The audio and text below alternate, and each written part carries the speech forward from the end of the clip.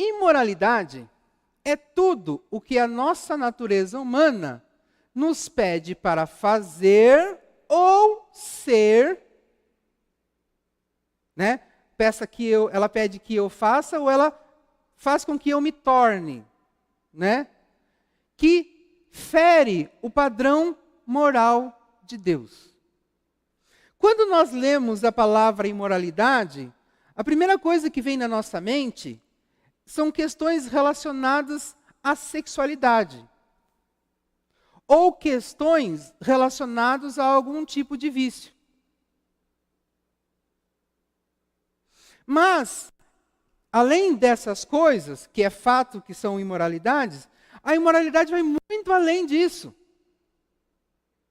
Muitas coisas que eu posso praticar, que podem até parecerem boas,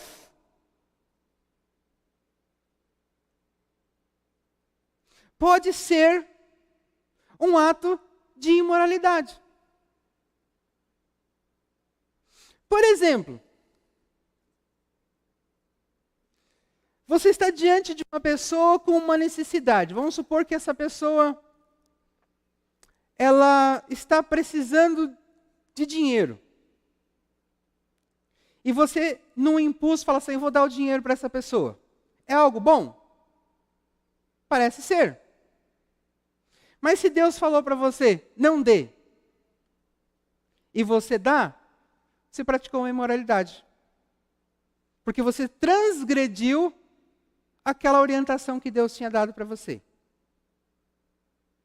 Então, quando eu assumo o controle da minha vida e tomo decisões tendo esse controle nas minhas mãos, todas as decisões que eu tomar daquele ponto em diante é uma imoralidade. Porque eu estou ferindo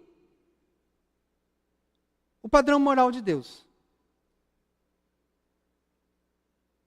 Então, perceberam aonde vai a imoralidade? É fácil eu olhar para alguém que está se prostituindo e dizer que está na imoralidade. É fácil eu olhar para alguém que está se drogando e dizer que essa pessoa está na imoralidade. Mas será que eu olho para mim mesmo e avalio se eu estou assumindo o controle da minha vida ou não? Porque se eu estiver assumindo o controle da minha vida, tomando decisões, à revelia da decisão de Deus, eu estou praticando uma imoralidade.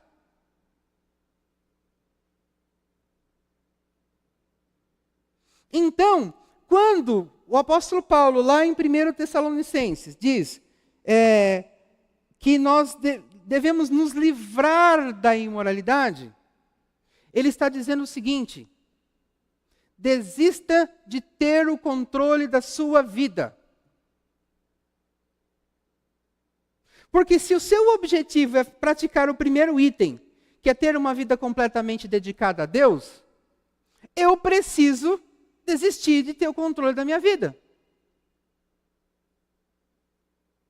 Porque sempre que eu assumir o controle da minha vida, eu vou tomar decisões baseadas na minha natureza humana e fatalmente eu vou transgredir, eu vou ferir o padrão moral de Deus.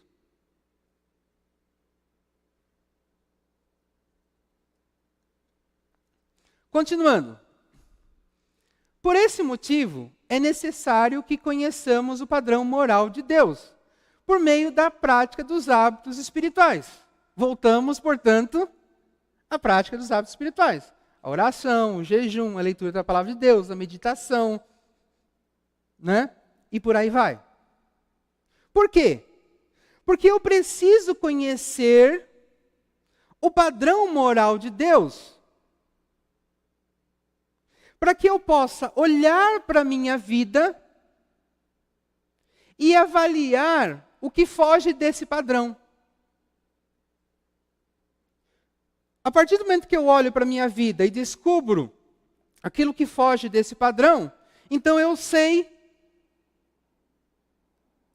onde eu preciso promover uma ruptura. Agora, se eu não conheço a Deus, se eu não conheço o seu padrão moral, como que eu posso fazer essa autoanálise? Como que eu posso avaliar aquilo que eu preciso eliminar da minha vida? Porque, como eu disse há pouco, podem existir coisas na minha vida que eu penso que são boas.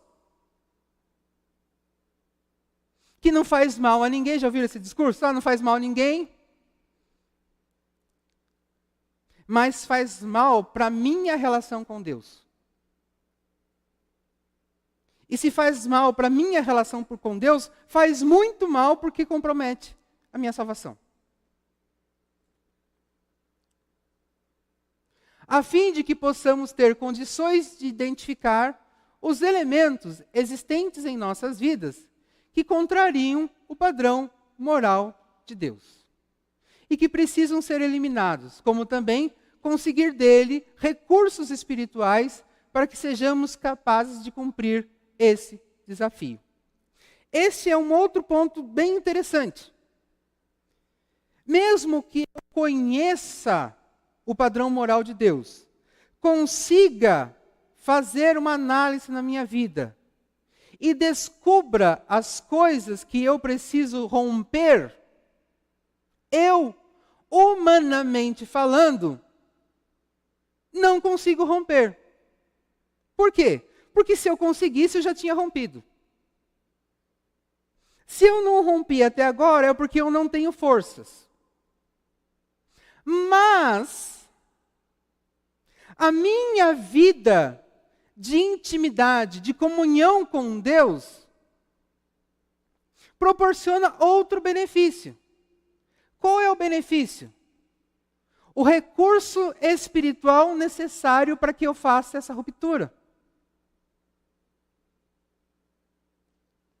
E eu só preciso de uma coisa: decidir romper.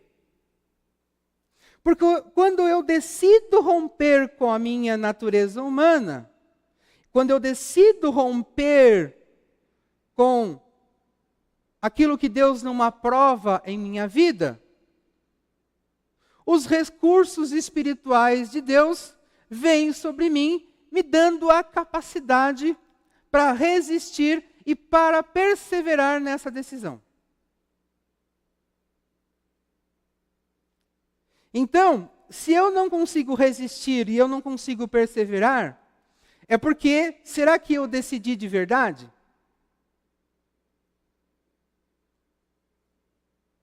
Será que eu estou, de fato, usando este recurso? Muitas vezes, nós decidimos de verdade. Mas Jesus começa a demorar. E a gente pega de volta. Não é assim que funciona?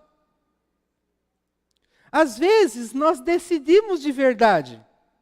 Mas a gente percebe que o jeito que Jesus está resolvendo não é do jeito que eu queria. E eu pego de volta. Então, nós precisamos entender que eu preciso decidir. Mas eu preciso também se valer dos recursos que Deus coloca à minha disposição para eu perseverar na decisão que eu tomei. Até que aquilo se complete.